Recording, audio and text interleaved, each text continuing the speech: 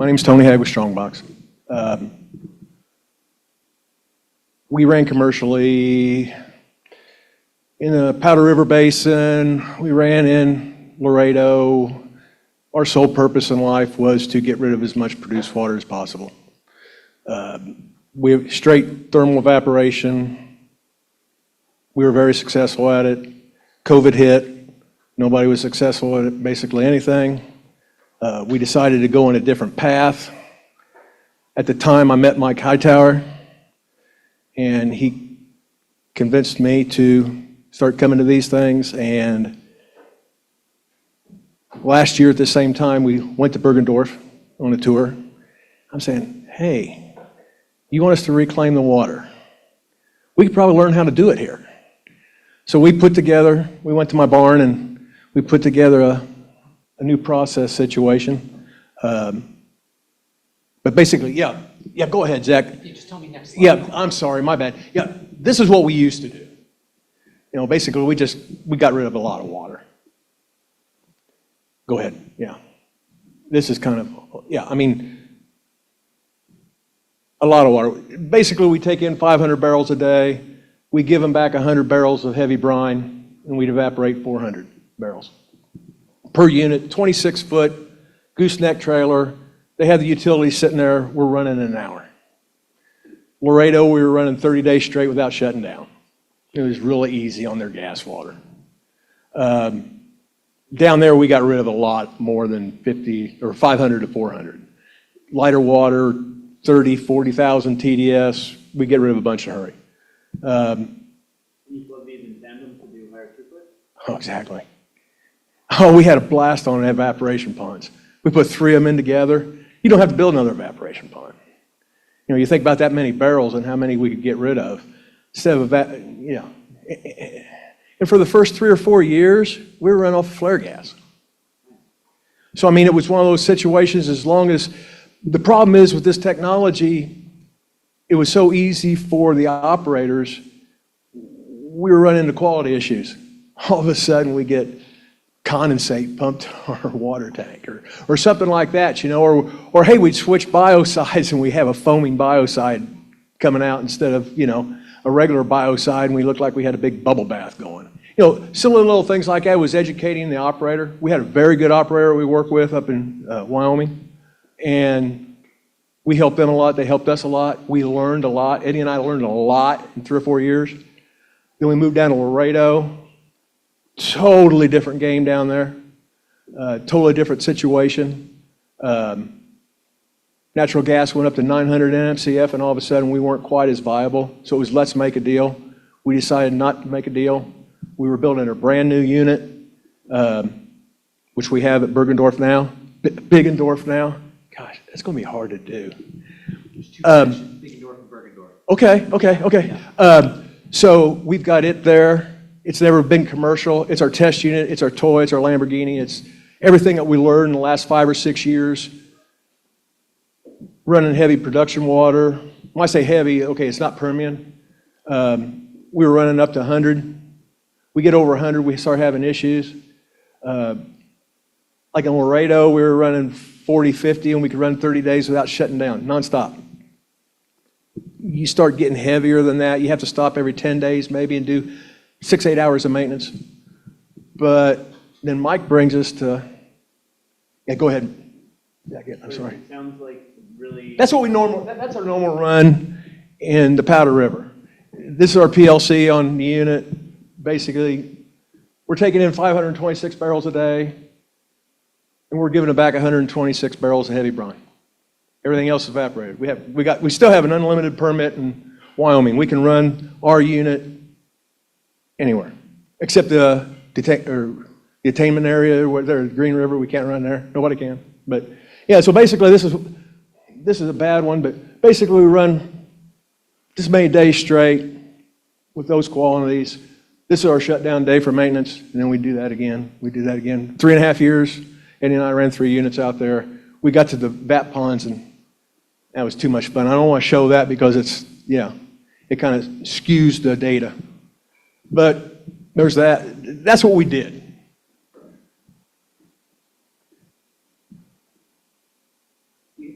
Sir, you kind of mentioned. No, go ahead. You Yeah, I'm waiting for the next one. Yeah, go ahead. You mentioned, the bubble bath. So is this technology best suited for produced water, or it can also handle flowback? We're getting, well, we ran, that's all we ran in Laredo was flowback. Oh, That's all we ran. So, yeah, Tony, sorry, real quick. Right. There's a question. Are you testing the vapors for VOCs? And we have spent more Strongbox money on Wyoming stack tests for their DEQ. Yes, we are, and I can get anybody all that data. We're funded by Strongbox. We've not gotten any grants. We've not gotten anything. Biggendorf is funded by Strongbox, our portion of it. So, it's one of those situations where that way we can control it a little bit better.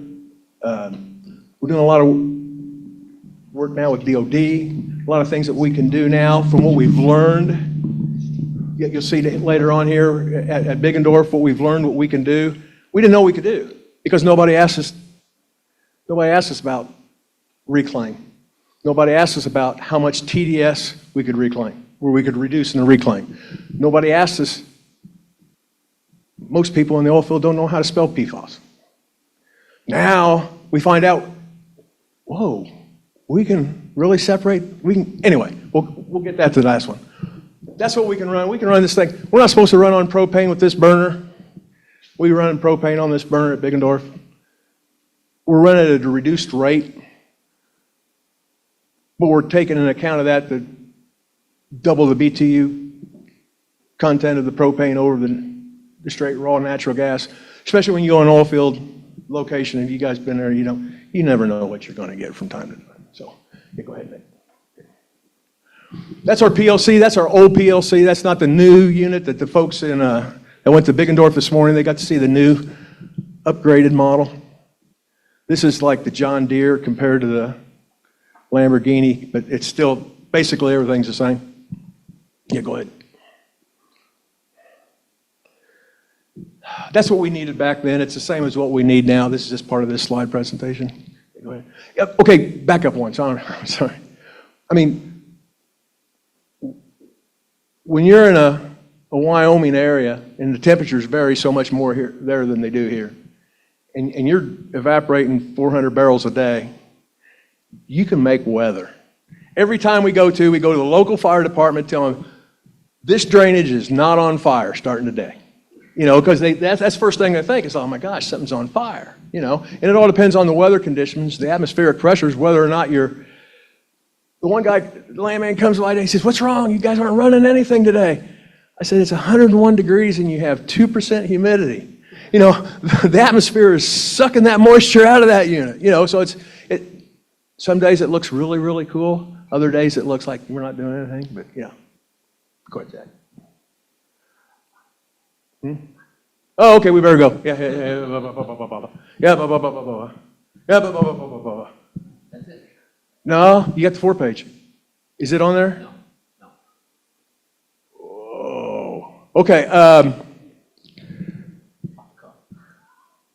Get with me if you want to see the data since we've reclaimed.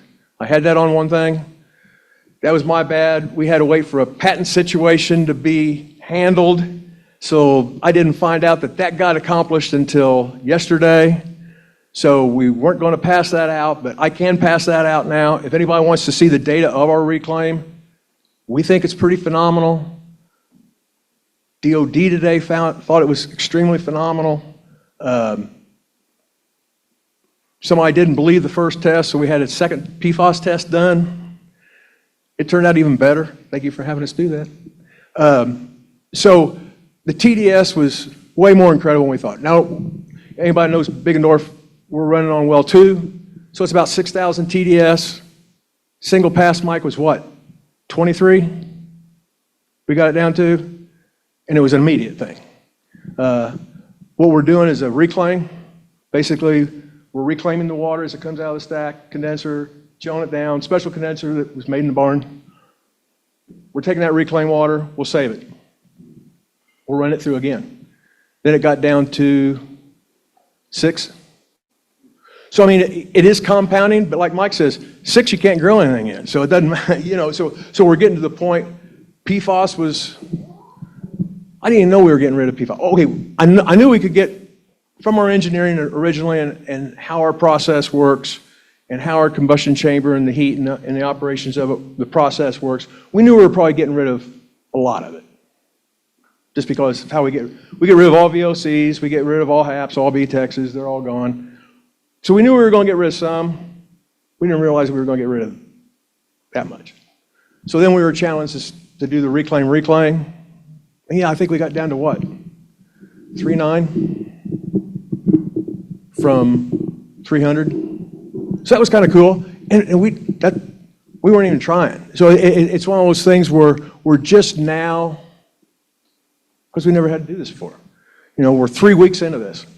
So we just now realize what we might be able to do with this technology that we never really were asked to before. So thank you very much, Mike Hightower.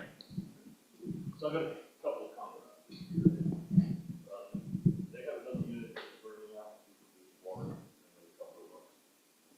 Anybody, essentially what they did is they put a condenser on top of there. It's a condenser. Yeah, I don't want to get into the internals of the. That they'll be doing some testing later on in the summer. Anybody interested and want to see that technology or have applications for that technology? We'll put a working group together to look at that. Well, So- the brackish water that Melinda's got us on is really cool because we're not having to deal with the variations or the complexities of the produced water and what you're going to get today compared to what you're going to get tomorrow, or all the complications. Running her brackish water, 6,000 TDS on well 2, it's the same every day. So we can try different things and know what we're getting. You know, we haven't even varied off the original runs yet. I mean, we're still figuring out what this thing will do. No, it's not even that. It's like every day we're finding out something there. Are you able to share the economics of what it costs you to get rid of that 400 barrels? I know what it did cost us. Okay. Oh, yeah. We were competitive. We had every unit running the whole time we were out there, and nobody had a problem with staying in line. Yeah, we were very competitive with what they were hauling the water for, in the Powder River. Okay. And are you able to share that number? Yeah, it was around 250 250 a barrel. Okay. Thank you. Yeah. I'm sorry?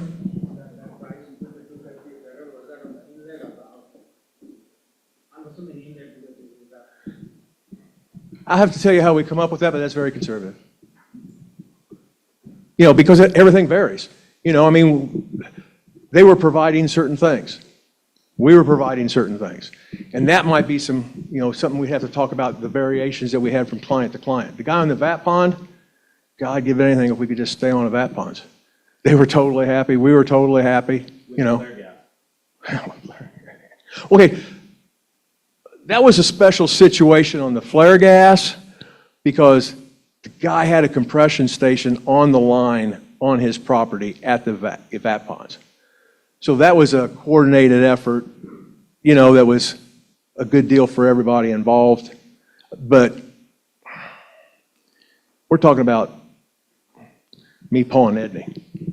We're not talking about, this is something I came up with, on a brainstorm. Somebody came to me with a problem, and I come up with the solution, and that rabbit hole's never reached the bottom. It's like, and every time somebody asks us to do something else, we'll try anything. Now, some of the stuff that, the DOD's asking us to do, I couldn't even find it on AI what it is. So, I mean, we'll see how that goes. It's just neat stuff. Okay. So we've only got a couple. Oh, you're good.